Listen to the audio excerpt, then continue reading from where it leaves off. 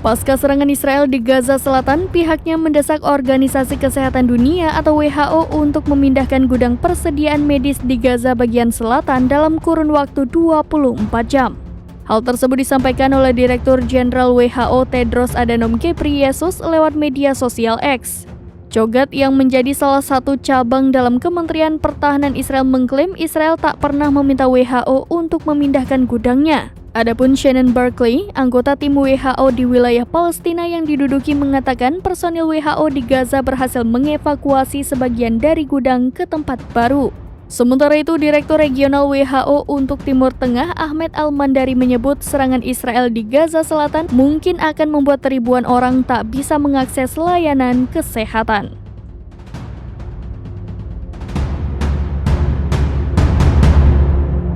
Download Tribun X sekarang, menghadirkan lokal menjadi Indonesia.